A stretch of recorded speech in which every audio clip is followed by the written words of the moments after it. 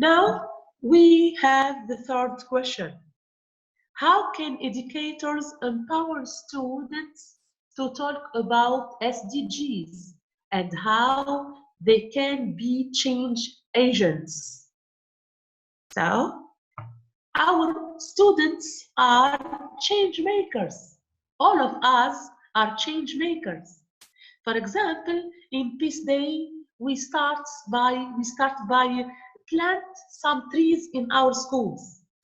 And my students say, one of them say, I am a little children, but I can change. I can change from my place. I can make a change in all the world. Every time I encourage my students to find solution, for example, for climate action. And we have some pollution, how to find solution to all the world. As Joyce said, I give a chance to all my students. I empower their voices. I give them a chance to describe themselves, to think critically, and to find solution for problems. This is problem solving and critical thinking. They are the 21st century skills. So I encourage them. For example, this week we celebrated Europe Code Week.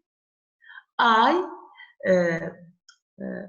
joined a rural primary school, my rural primary school. I visited this school where is girls leave school early. I goes to this school to encourage girls to not leave school, to learn this new language, to learn what is coding, what is computer science, because there is no computing labs, there is no computers, there is no tablets. Students don't know how to use this digital skills. I empower them. I have some games, and I have a robot because I am connected educator. Last year, I have an award from Europe Code Week, a simple robot and bot.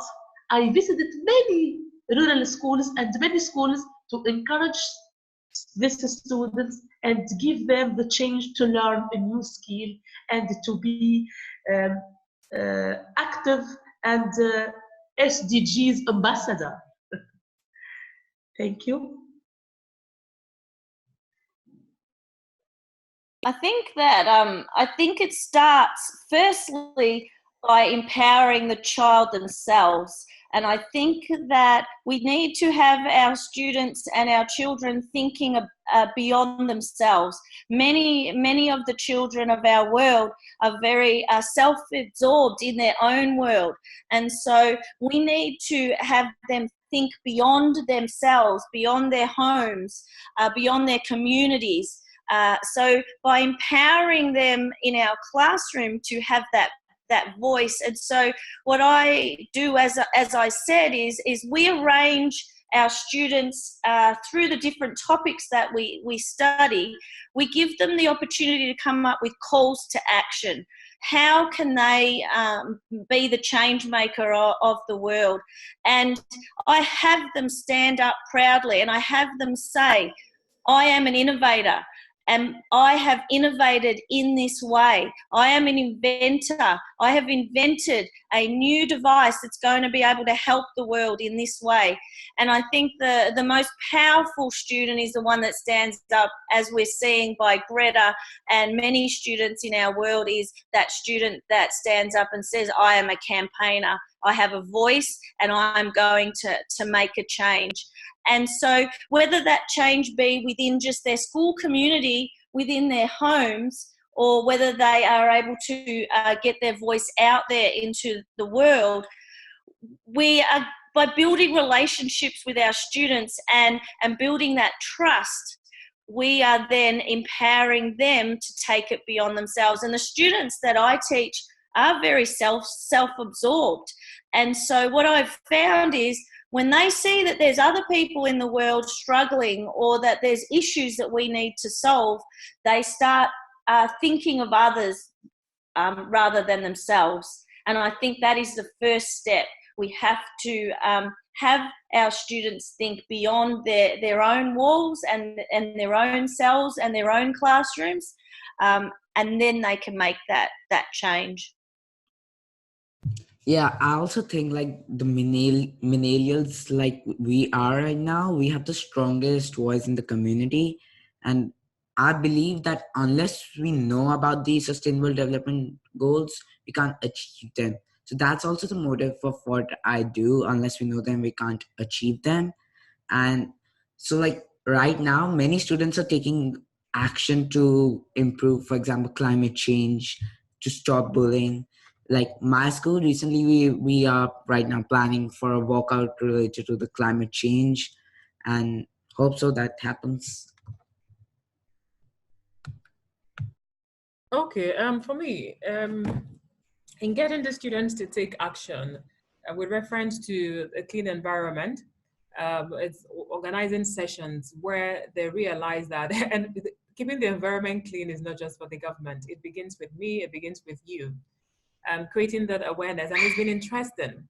And it begins to dawn on me that if we don't communicate, people will just not realize that these are important call to action. You understand? So most times the kids just, I wish I knew all this well. I would have started it earlier on. So it's quite interesting how enthusiastic they are. Once you show them the way, once you show them the path, and how they do the path as well. So that's it for me. And then one more area which is quite close to me is on the gender equality part. For me, it's a sore point, because for us at this part of the country, the ladies begin to think it's a man's world. So it was just in a bit for them to realize, no, it's not a man's world, that Inspired Child came about, focusing on the girl's child, helping them to mentor themselves. I know one thing, when you have the right mindset, the journey, it's a bit easier for you. But when you begin to think in a boxed mindset, it makes it hard for you to see the bigger picture. So in that aspect, having a mentoring session that we've been running all these years have helped them to realize that I have this power to become who I am. I also have this power to affect the next girl next to me. So they have a conscious effort now to say, oh, I'm super within myself. Yes, I'm a girl, I'm young again. So even with the Malala story, and also showing them that Ayush didn't start at 17, he started many years ago. So if people like Malala, Ayush can do this, being in Africa doesn't make you anything different. You're all kids like yourself, it's just ill in your mind. So this has also helped them to break the shackles of what their thought process has been telling them all this while, and giving them that new lease to express themselves and also embrace them SDG as one of those key elements to help them forge ahead. So I think, as I said before, our students are the power. So we must encourage them. I always told to my student, you are the future. So you can change the world by little act. For example, when you add a tree, so you change the world, you change our planet. When you help a girl, you change education. So by a few acts, our student can save our planet, can be a change maker also. Thank you. Okay. So for me as a teacher, as innovative teacher in my country, in developing country, okay, it's not more problem. Yeah, there is no difference between developing or developed country, because for me, I think I achieve my goal with my student, because I think they become with SDGs, and thanks to SDGs and many STEAM PBL projects They start to think globally and act locally. So there's no more problem for me. I'm a global educator. So a low salary, that's no more problem for me.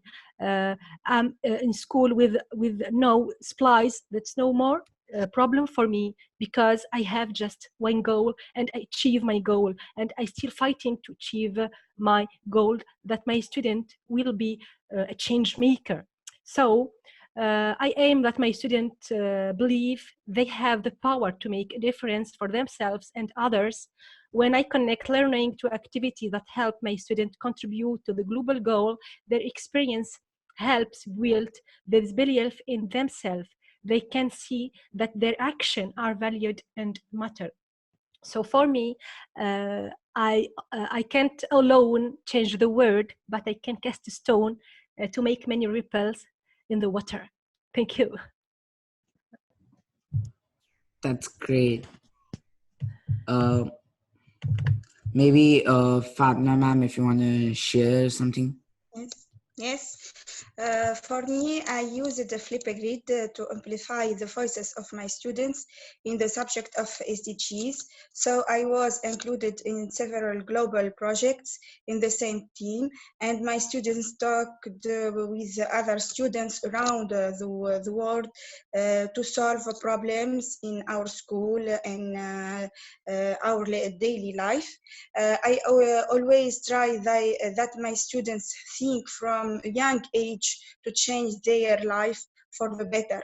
I worked with on social goals as environmental. I started a project that teaches about humanity that is based on social goals, and I encouraged my students to do social acts and on poverty, education, gender equality, healthy food, etc.